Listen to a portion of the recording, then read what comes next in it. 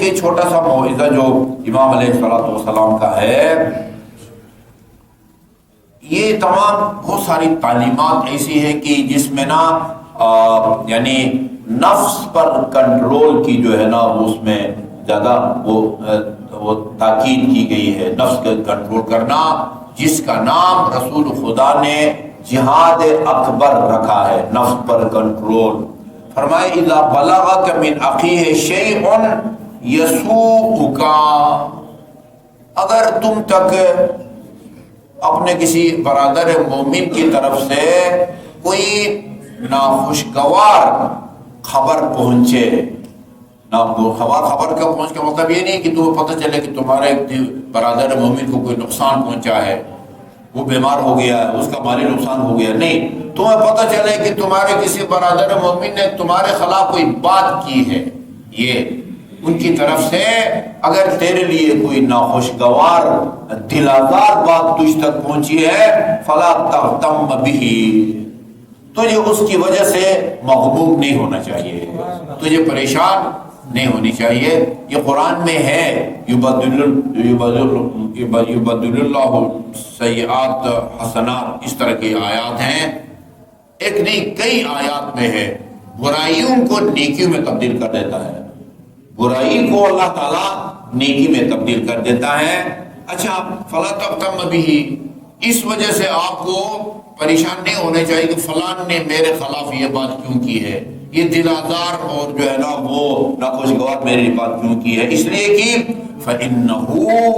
إِنْ كَانَ كَمَا يَقُولُ كَانَتْ عُقُوبَةً عُجِّلْتَ، اس لیے کہ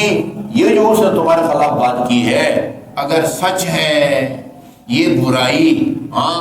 جو اس نے تیری طرف مثلا منسوب کی ہے واقعاً تجھ میں اگر موجود ہے، یہ غلط کام واقعاً تو نے کیا ہے، تو فضا کانت عقوبۃ عجلتا، یہ سمجھو کہ تم نے جو غلط کام کیا تھا نا اس کی تجھے اسی دنیا میں فوری طور پر سزا مل گئی ہے، بس پھر آخرت میں اس برائی کی تمہیں سزا نہیں ملے گی۔ یہ پھر بات ہوتی ہے، خیر کچھ برائیاں گناہ ایسے ہوتے ہیں کہ وہ کسی کی برائی کرنے سے جب وہ ٹلتی نہیں ہے، مطلب تلافی کرنی پڑتی ہے، حقوق ادا کرنے پڑتے ہیں، قضا بجالانا ہوتا ہے، یہ ان کے علاوہ ہے۔ اگر یہ درست ہے، جو صحیح ہے، جو تیری طرف منسوب کی گئی ہے، کانت عقوبۃ عجلتا، یہ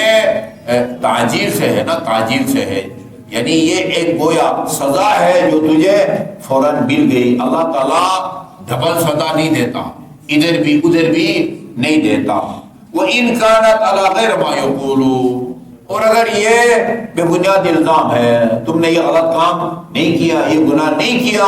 اور بے بنیاد تمہاری طرف منسوب کیا گیا ہے، كَانَتْ حَسَنَةً لَمْ تَعْمَلْهَا، یہ وہ نیکی ہے جو تم نے نہیں کی، یعنی یہ تمہارے خلاف جو بات کی گئی ہے